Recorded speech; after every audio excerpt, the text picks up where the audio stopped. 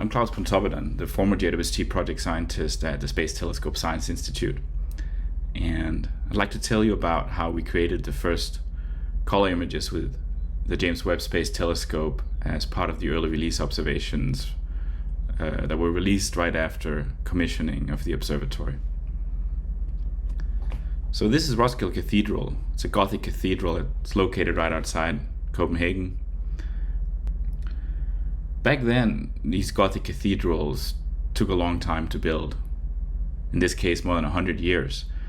And we know that the builders and the architects back then knew that they wouldn't see their creation finished in their own lifetimes, yet they persisted and they still built the cathedrals. Those days for the glory of God.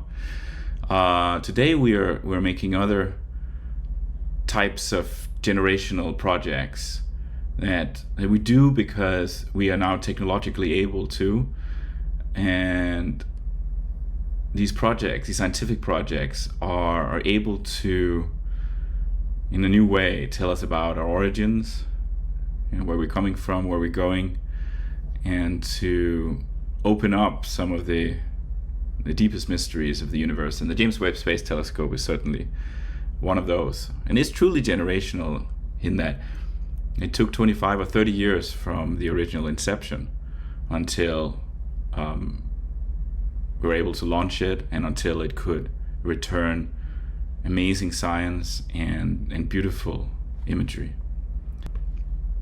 And we had to do this in an environment where people's attention span is short, and where a lot of us live through our mobile devices, and where the news cycle is incredibly short. So something that takes 30 years to build, you may only have a few hours to make your point that it is an amazing facility and worth doing.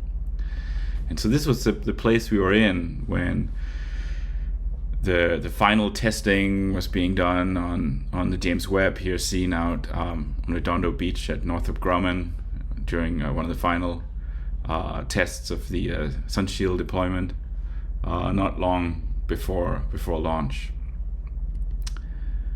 So basically, we were tasked as a team that were to create the first color images to answer this question: was it worth it? It was worth it. So these were big shoes to fill, and we were very well aware of that. And so the creation of the first color images was a very serious task that was project managed for years leading up to that event, and it was one of the key or core activities during the 6-month-long in-orbit commissioning of JWST. So the objective of the first images was to create spectacular images worthy of a flagship observatory. So what is typically known as the first images is also known as the early release observations, and this is something that is very often, if not nearly always, done for a new astronomical observatory, space observatory. The early release observations were not intended to be necessarily scientific.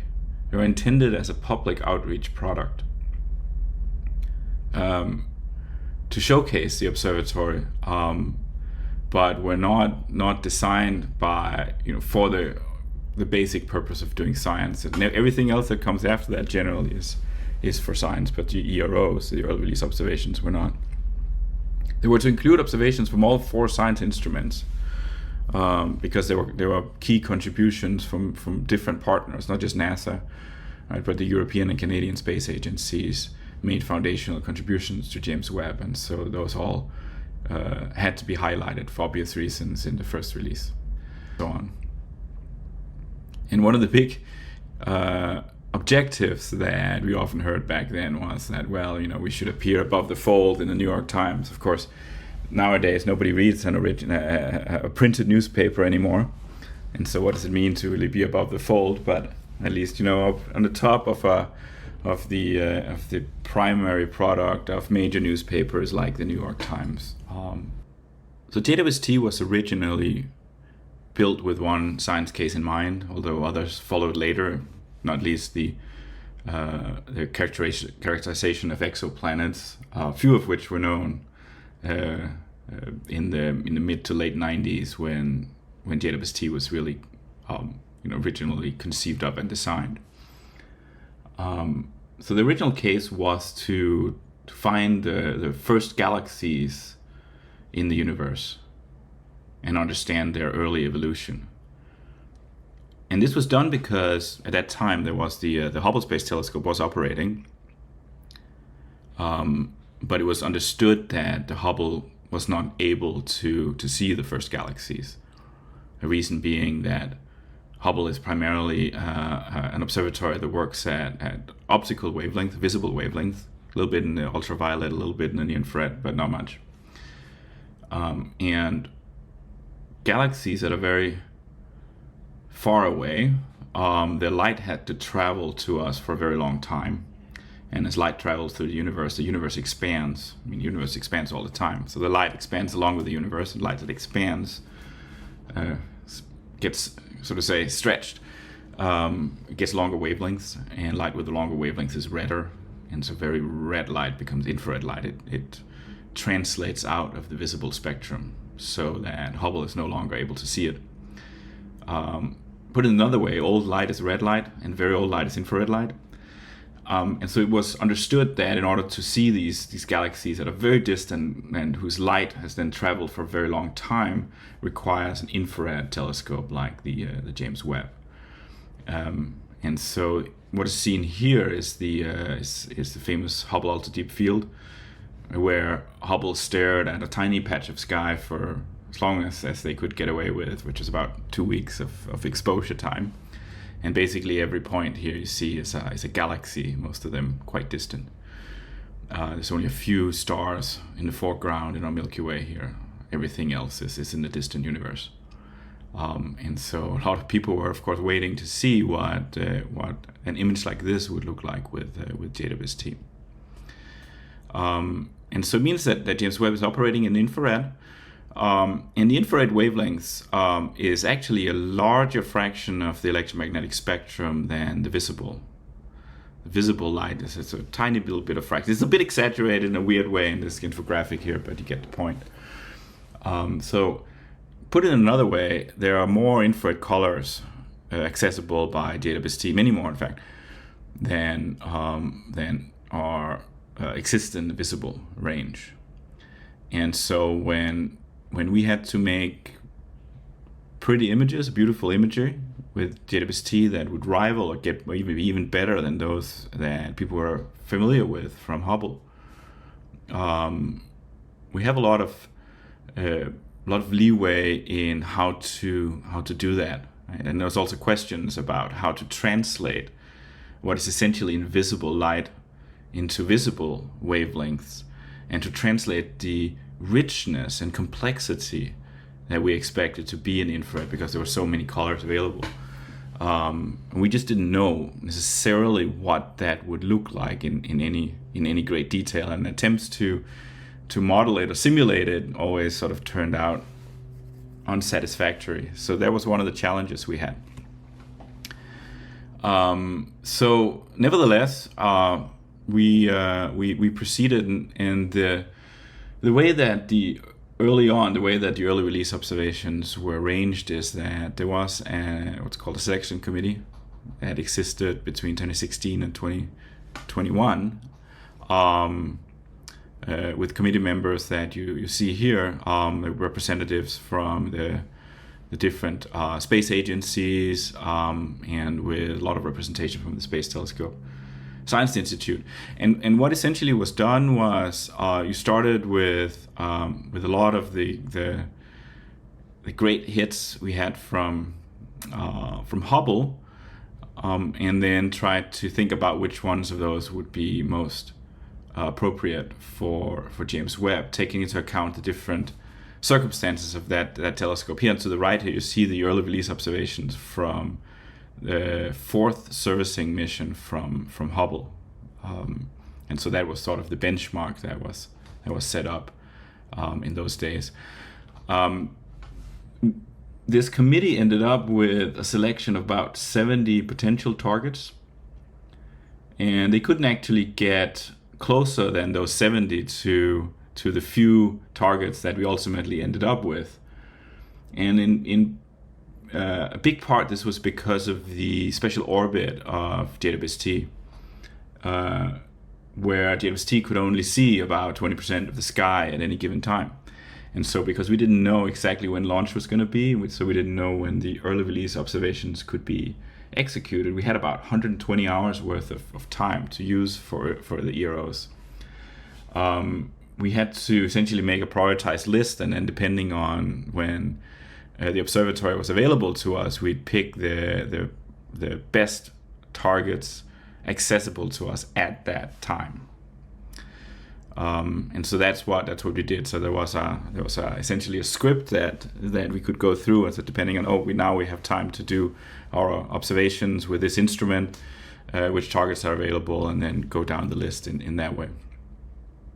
So once we got to the end of commissioning, we put together an implementation team.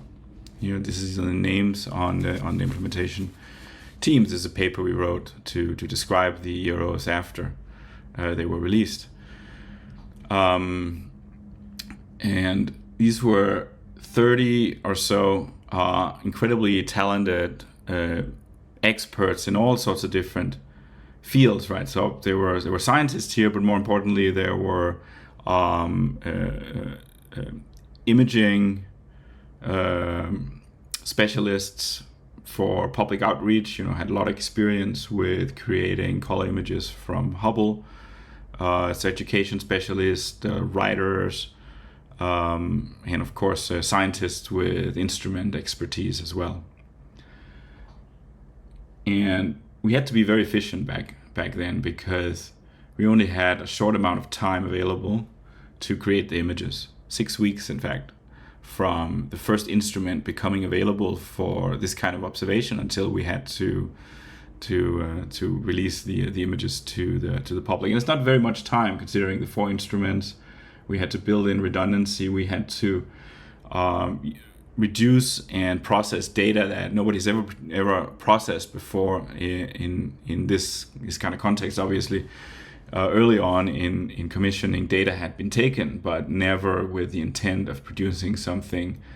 All right, so what are some of the considerations that went into creating the images? I think a key one here is that while James Webb, of course, is an amazing observatory, it's the largest infrared observatory ever flown, with amazing spatial resolution to match incredible sensitivity. You have all those things going for us. But when you make an image to the public, one of the key things that matters is actually not so much the resolution of the observatory, but how many pixels you have available. Right? So when you just see a space image, you don't necessarily care about how large the image is on the sky. And that's what resolution means for something like James Webb, is you can take images of tiny patches of the sky with great detail, but it can be equivalent. You can have equivalent aesthetic quality to have an image of lower resolution that just is of a larger part of the sky, so in such that you still have a large number of pixels. And so essentially what we were going for here is to have a lot of pixels available, and you knew that would create a spectacular image, actually, regardless of resolution. So it's just one of those things. And so we're going for Ultra HD, so 8K images, so about up to 10,000 pixels on the side. So one advantage of James Webb is that it's eminently capable of doing that. Its near-infrared camera has a very large amount of pixels available to it, so it'll generate these images fairly quickly. So here's an example of that. So this is not from James Webb. This is from the Herschel Space Observatory. So that is a preceding infrared observatory that was led by the European Space Agency. And the image on the left is of M51, a nearby galaxy. which there was one of their early release observations. And you can see it looks fuzzy, and that's not because Herschel is not a large observatory, it's just because this was an object that to Herschel was not that large. And so there are not many pixels across it. To the right is another Herschel image that was obtained toward the end of that mission, with many more pixels available. And you see it just looks sharper, but really it's not any sharper, it's just a larger object on the sky.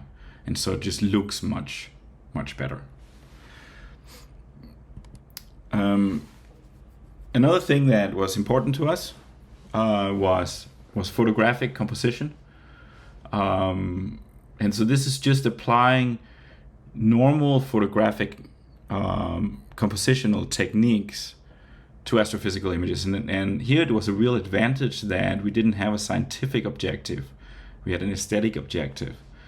Because scientific images, or images that are taken for scientific purposes, often not, you don't have to compose them as a photographer.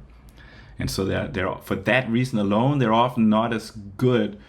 It's not always the case, but they're often not as good for public outreach because you're just not intended for that. So here, and I'll go into more detail about this particular image, the famous cosmic cliffs near the Carina Nebula. So that I set up to show this mountainous landscape. It uses a filter that detects emission from complex hydrocarbons called polycyclic aromatic hydrocarbons.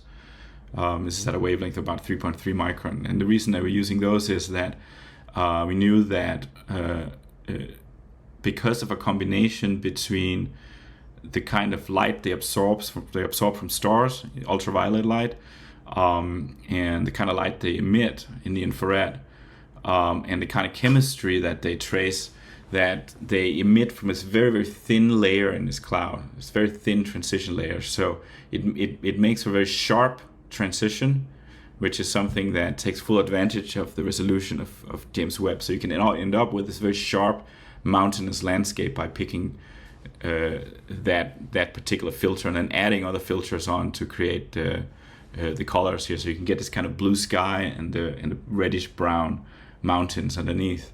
And then you set the composition such that your ridge is along the long axis of the camera, so you get this kind of landscape effect.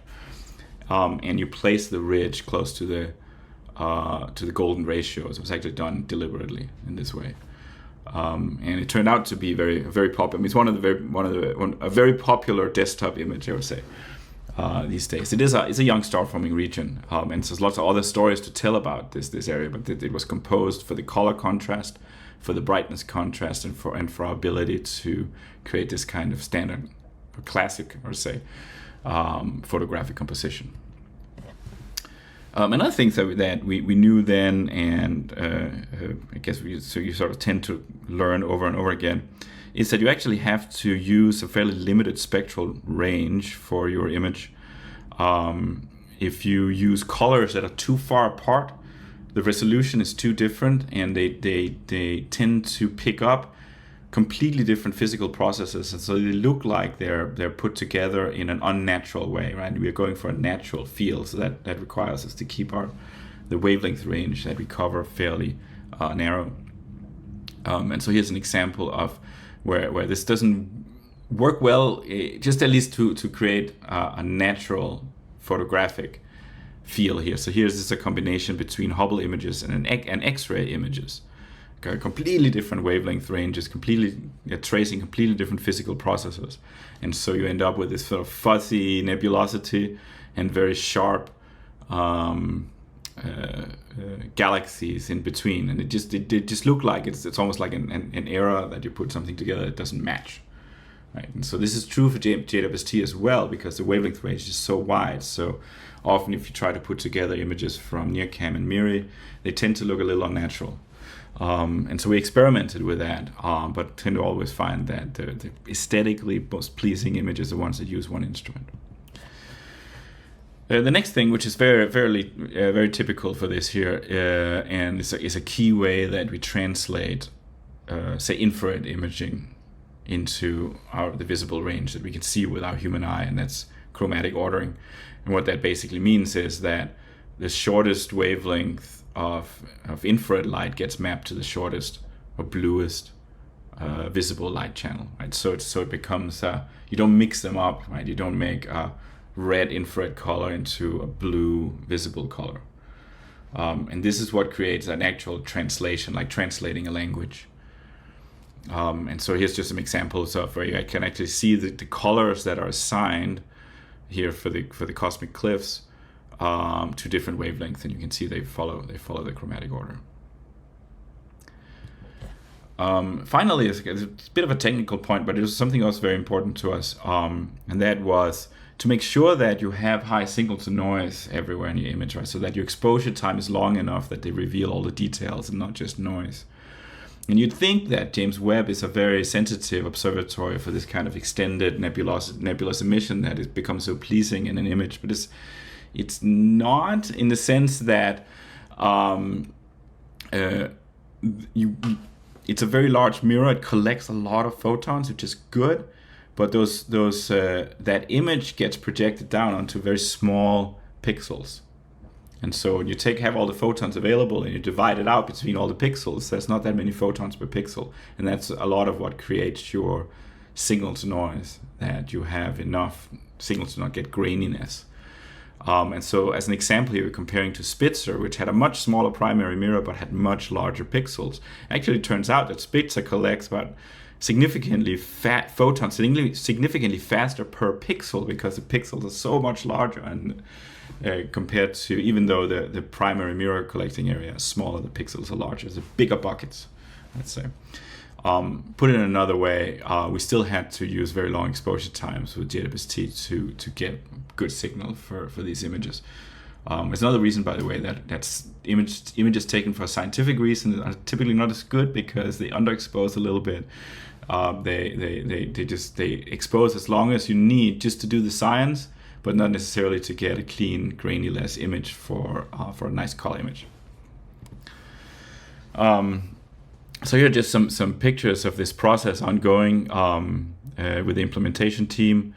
The upper left here is actually the moment. It looks staged a bit, this image. It was a moment that we're seeing the first images. I'd seen them already, downloaded them, but others had not at that point. And some of the other images from the production, actual discussions of details in the composition of the images, and us some of us at the bottom with an example of one of the images. So let me just go through here, just give you an example of what the Carina or the cosmic cliffs look like as they're processed here. So this is the way they actually come out of the camera.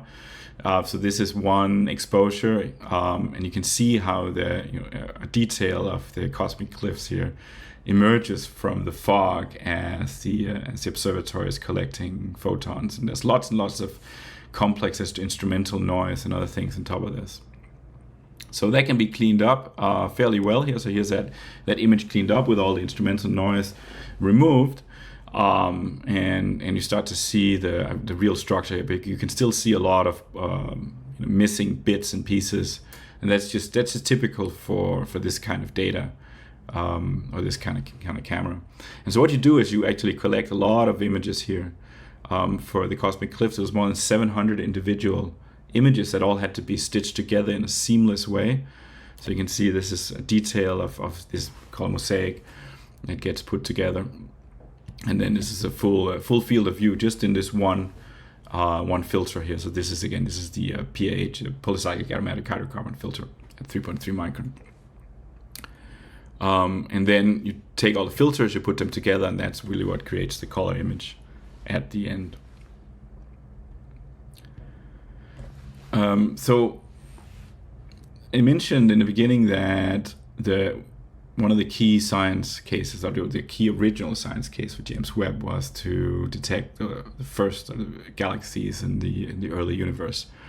And we weren't actually really supposed to do this as an early release observation, because this is something that you'd spend a lot of time on to go really deep and see these very, very faint galaxies. But when I did the calculations back then, I realized that if you just spent 7 hours with James Webb, we would easily surpass, actually go quite a lot beyond the sensitivity of the original Hubble ultra deep field that took 2 weeks. And so we're just kind of like, okay, we should just do a deep image as well for the early release observations. And this is what it was. So here we pointed it at a galaxy cluster, which has the added effect that its immense gravitational field around this massive galaxy cluster also acts to focus and intensify the light from distant galaxies behind the cluster. So it's called a gravitational lens. And you can see that effect as this kind of stretchy arc structures around the galaxy clusters in the middle. And so you're just able to see things that would otherwise be too faint to see even with James Webb if the cluster hadn't been there. And so this certainly was at the time the deepest image of the cosmos obtained. It's been surpassed by now, but not by that much. So still pretty proud of being able to do this early on. This was incredible to see this image as it first came down. And you can zoom in. There's so much detail in these deep images with James Webb. And you can see individual stellar clusters in these distant galaxies that are being lensed and magnified by the intervening cluster. Ultimately, the release was a great success. We had about 200 billion impressions that day, and an impression is a measure of the impact in public outreach, and it's just an opportunity or a chance for anyone to see the images, whether it's in a newspaper or on social media or on the news or wherever. And so 200 billion impressions just means that every person on Earth had many opportunities to see the images. And so you can see they were displayed in public squares, and they were in Times Square and Piccadilly's and so on, the images. And you can see the in this case, of course, the cosmic cliffs. And we did make the cover of the New York Times. Actually, not one day, but 2 days in a row. One of the really fun things, of course, was that a few days before we heard that the White House was interested, and so President Biden did present the first image, and that was that deep image. That was the first image they wanted to show, and it was funny because it was kind of one that we weren't originally supposed to do, but we did anyway. And then at the end of many media interviews and lots of activities and festivities around that, of course, we settle into more of a routine with James Webb, which is now just churning along and producing amazing science every single day. Incredible data coming down, so many discoveries on the way. I've seen amazing things in the literature and amazing things being put out. But in terms of public outreach, we do have to keep going and not just leave it at that. And so we were fortunate enough to be allowed to do that. And so we actually had a season 2, so to say, the Cycle 1 outreach campaign. And so I got to put in some targets in here that we wanted to, I guess I wanted to do as early release observations, but we didn't for various reasons, whether it was visibility or for other reasons. But there were some really interesting things we could do for public outreach reasons. One was the pillars of creation, which you see here on the right. You see this actually is one of the planning setups where you plan the composition of the observatory on the sky and the scripts that you send up to the observatory to execute. We didn't do the pillars of creation for the EROs because we thought it was too iconic. It was such an iconic Hubble image. But on the other hand, everybody was asking for it. There was a lot of people like, they were speculating, we're going to see the pillars of creation in the early release observations. So we kind of had to do it. Another thing I noticed was there was no NIRCam image of the ice giant Uranus and Neptune in the first cycle, so we had to do that as well. And there's a number of star-forming regions that I knew would be really, really nice that are not visible to Hubble or at visible wavelengths at all, right? So be very unique to JWST. So I really wanted to get some of those in there where there's no Hubble equivalent. So to have something that's really truly unique for James Webb. So of course this is what we came up with for the pillars of creation. Where with Hubble you don't see all these background stars here, but in infrared the light gets through the intervening dust and you see right through the nebula, and you see all this multitude of background stars, and it gives a very different feel to it. So in terms of galaxies photobombing, one of my favorite things here is I wanted to, for the ice giants, not just take an image of the ice giants themselves, but put them in context of the distant universe. And I think it's the first time this has been done. It took a little bit of work because the brightness difference is so different. This is a huge dynamic range kind of image. So this is Uranus and its moon systems. You see a bunch of moons here. They're very blue because they're very icy and reflect light in a very blue way in the infrared. And so they're very obvious to see what is a moon here because it's so blue. And then you have this background galaxy field of reddish galaxies. But you get a feel for the size of the planet itself as seen from JWST. It is not that far from Earth in this context, and the size of the background galaxies here. So it just puts our local backyard into the context of the distant universe, and I really like that sort of story that we could tell there. And then, so this is not a JWST image; it's a Spitzer image, but it's one of my favorite regions. This is the Ophiuchus star-forming region, the nearest young star-forming region to us in the Milky Way. So this is where we can get the most amount of detail. This is a huge field, so we can only take an image of a small field here. So this is what I picked because it has this trinity of stars up to the right, and this region of complex organic emission that is excited by one central star in the middle here. And I thought that would make a great composite image for James Webb, and it did. And so we ended up using this as a first anniversary image. And you can see what is a bit of a surprise, maybe not a complete surprise, but the size and complexity of this perhaps was a surprise. All these red structures, which are outflows, giant outflows from individual young stars that are currently forming here, and they blow through the cloud here in these massive structures. So almost every star you see here is a young star in this region that's not too different than a solar mass, maybe in some cases a little bit less. And so that's sort of the end of my story here for the first images. We were able to put together the first images in the EROs, and we were able to continue that tradition for James Webb, and I think it will continue for many years, just like it has for Hubble. This is an amazing observatory, able to produce fantastic science as well as to excite and intrigue the public. And with that, I'd like to thank you for your attention.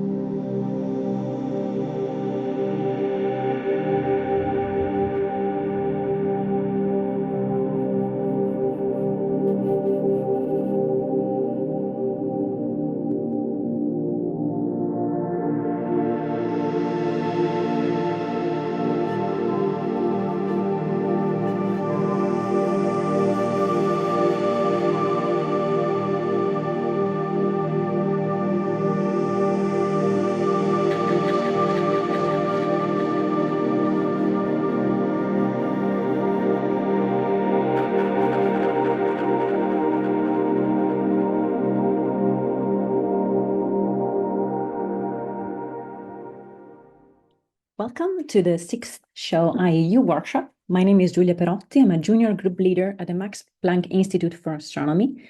And today I'll report on some observations obtained recently with the James Webb Space Telescope targeting a young planet-forming system. Right, so let's dive into the science. So planets, like the ones in our solar system, form in disks. These are complex structures that are composed by gas and interstellar dust. They are the ones that you can see here in this image. And well, the ones that you are seeing, they are really young compared to our solar system. They are about 1 million years old, and yet you can see some structures such as rings and gaps where planets may be forming. So what we are currently doing as a community is indeed to understand what are the physical and chemical conditions really early on at 1 million year, but also earlier stages, and to understand, therefore, how stars and planets are forming. In comparison, our solar system is significantly older, right? So it's 4.567 billion years old.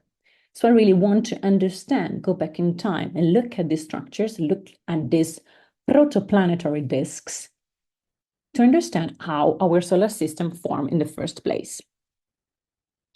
So planets are forming in disks, but it is really hard to see this formation in action, in the sense that, as you saw in the previous slide, there are several candidates that are showing these substructures, these rings and gaps where planets may be forming. But currently, there is only one system where we are unambiguously detecting not just one planet, but two planets in the act of forming. I'll talk really soon about that because this system is called PDS-70, and indeed it has been the target of the study that I led and I will present to you today. So this is PDS-70. It's an extraordinary system. It's located fairly close by. It has, well, a central star, which is cooler compared to our sun. When our sun was young, the system is about 5.4 million years old. And around the star, there is some material that composes a so-called inner disk. At the same time, you see this really prominent and bright outer disk here that extends up to about 87 astronomical units.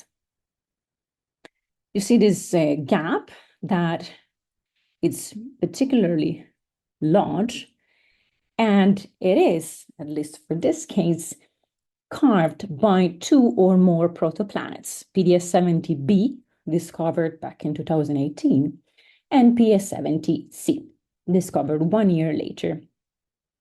Around PDS-70c, a circumplanetary disk has been detected. Therefore, a disk around a planet within a disk, basically at this location, exomoons like the ones around our Jupiter are currently forming. So you can have an idea just by looking at this beautiful ALMA image obtained in 2021, how great this system is to study planet formation, well, star and planet formation in action. But let us take a step back. Indeed, as I said, planet forming disks are complicated structures. A lot of processes are taking place in these structures, for example, as they're composed by dust, micron-sized dust, sub-millimeter-sized dust, and also larger pebbles. When this dust is radially drifting towards the star, some of it accreting onto the star, some forming protoplanets, like in PDS-70.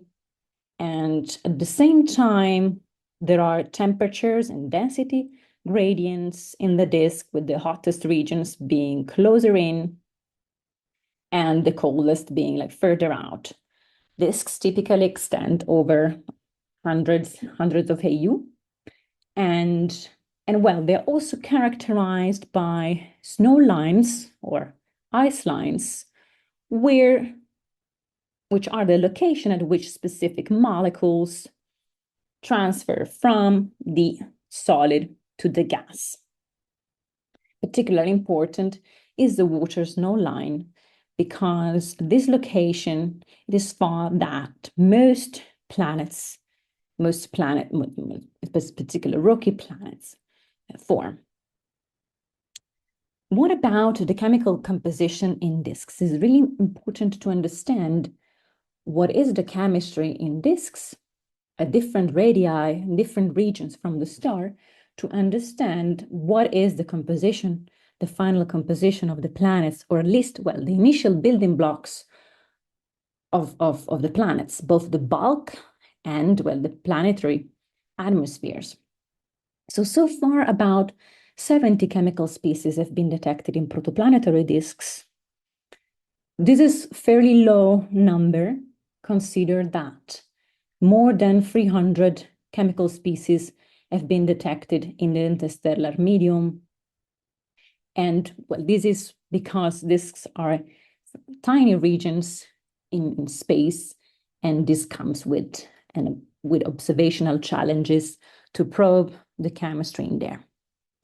So some of the molecules have been detected in the infrared. This plot is not updated anymore because JWST in these past 2 years has been increasing the number of molecules detected in the near and mid-infrared. A few have been detected in the far infrared, in particular with Herschel, but the largest majority has been detected at some millimeter wavelengths, in particular using radio interferometers such as the sub-millimeter array, NOEMA, and the Atacama large millimeter sub-millimeter array. So basically, it's really important to study disks using different facilities that operate at different wavelengths, because depending on the wavelength we are looking at a particular system, a particular disk, we're obtaining different constraints. For example, you see a cartoon of a disk. You see that if, for example, we use ALMA, radio interferometer located in Chile in the Atacama Desert. These are 66 radio antennas. If you use this instrument to look at the PDS-70 system, for example, that I just introduced you can obtain information about dust continuum, so the composition of sub-millimeter size dust. We can also have information about the gas located in disks, but we are mostly probing fairly cold gas that is located in the outer part of the disk, and therefore like below 10 AU. On the other hand, if we are using JWST, when we are using JWST, we are probing the really hot gas located in the innermost disk regions, so below 10 AU. With NIRSPAC, we can go really close into the star till about 0.1 astronomical units from the central star. So using both MIRI and near-infrared, we can really probe the hot gas in disks that are not highly inclined. We can also probe the ices, the solid-state material, in nearby disks that are edge-on, that have an inclination above, well, close to 90 degrees. And therefore, it's really a particular region to study because the temperatures are much higher, being closer to the star. And in this range, several key planet formation tracers and key molecules for the emergence of life strongly emit. Let's dive very quickly into JWST. I will not go into detail because several other talks will dive into the instrument. Here, I just wanted to flash one slide showing that compared to previous space observatories, in particular Spitzer, that operated in the infrared, JWST has a significantly larger area, larger primary mirror, 6.6 meters compared to Spitzer, that was 0.85, and ISO, that is not on this slide, it's even smaller. So this difference in primary mirror diameter results in a significantly higher, significantly greater sensitivity, and well, namely 45 times greater sensitivity compared to previous missions. We'll see in a minute what that results when it comes to the analysis of spectra. So what do we observe with JWST, in particular the MIRI instrument that I've been using together with my team? One of the key molecules to observe that strongly emits in the mid-infrared wavelength range, and in particular in the MIRI range that goes from 4.9 up to 28 microns. Well, it's water, which is a key molecule for planet formation and also for life as we know it on planet Earth. You see an animation, like a spectrum, that shows one of the modes of water, and you see that this movement, the modes of this molecule result in several lines, several transitions here throughout the wavelength range of MIRI that I just mentioned. And study the water molecule in particular, and the shape and the flux, the water spectrum is really important for us to understand what are the disk properties. For example, if a disk is really hot, then we would have a higher flux of water lines, of water transitions here in red, whereas if we have a cold disk, then we would have less transitions and also several, in particular in the vicinity of the star, at significantly lower flux. The observations that I will show you in a minute, the results that I will talk about next, are part of a large program, a large consortium that is called MIRI, Mid-Infrared Disk Survey, or MINDS. This is a GTO program. It means that it is a guaranteed observing time program of about 120 hours that involved hundreds of people in designing the instrument, actually building the MIRI instrument, and later on commissioning it after the successful launch of Webb and developing the tools for the data analysis and for the interpretation. So with this slide, I really want to thank everyone in the team that allowed me to work on some of the really first JWST data of planet-forming disks and present these results here. Right, so this is how the spectrum of the PDS-70 system, in particular of the inner disk, looks like. And what you can see is that we have really broad features. Some of them, are dust features, for example. This one here, these are silicates. But I was myself really interested in the gas. I wanted to see whether there was some gas, an inner disk gas reservoir right there in the region where rocky planets form, below 10 AU. And therefore, as soon as we were satisfied with the data reduction, I zoom in into the 7 micron region. And instead of just seeing noise, I was really happy to indeed see lines, some lines to analyze. Just to give you an idea, this is what we had before JWST, pre-JWST times with Spitzer, a spectrum that it was not possible to decipher when it comes to the gas composition. And now this is what I saw when zooming in onto the Webb data in white. You see all these clear lines here that then were compared to a model. And you see now the model in blue and the JWST spectrum in white. And all these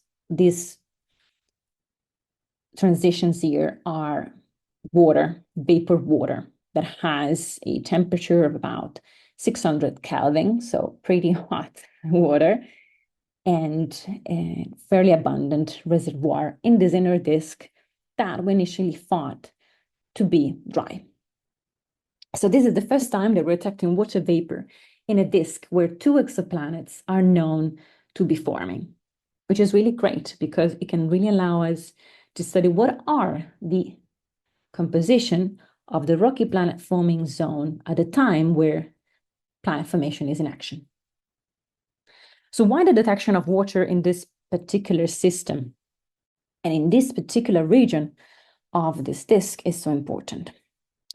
This is because the classic picture is that of the inner disk where rocky planets are forming is a dry region compared to the outer disk where gas giants are forming.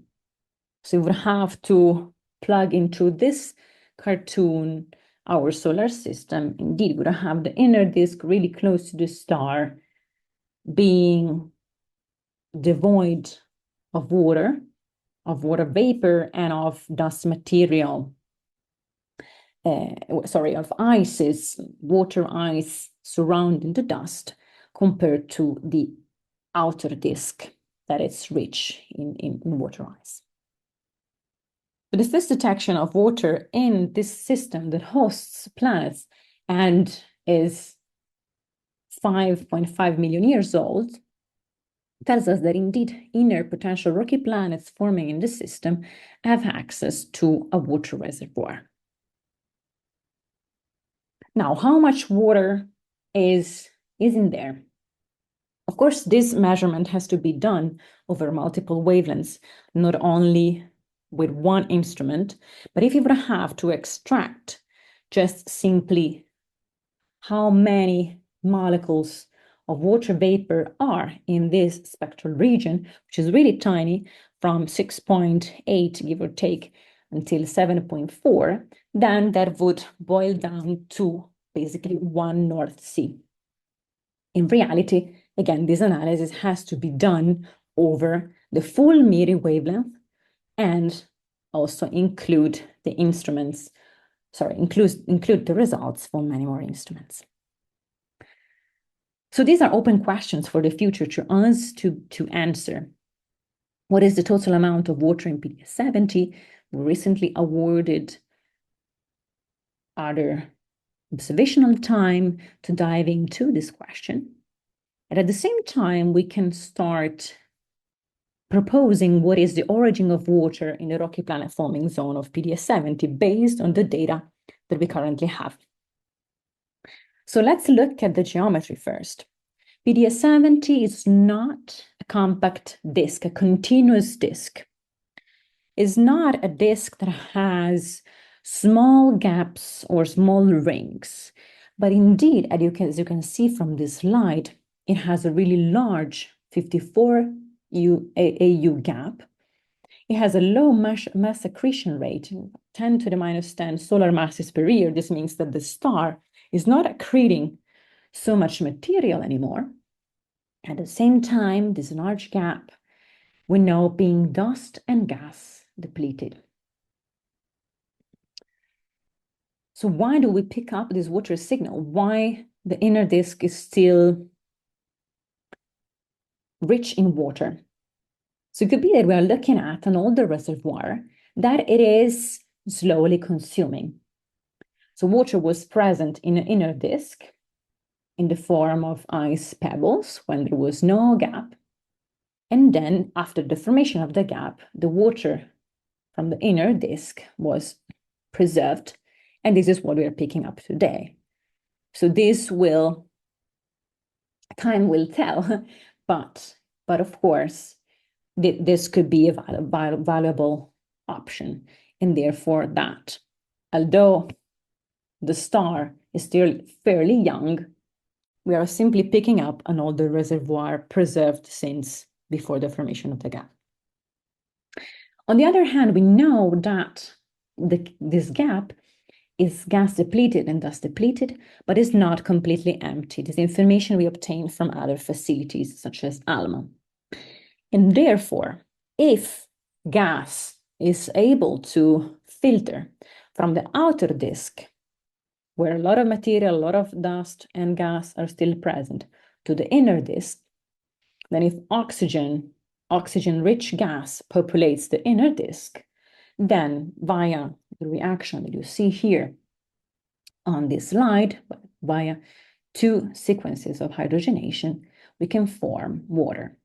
And we know that water is a UV absorber, and it's a molecule that can act as a blanket, shield other water molecules from being fragmented, or in technical terms, photodissociated.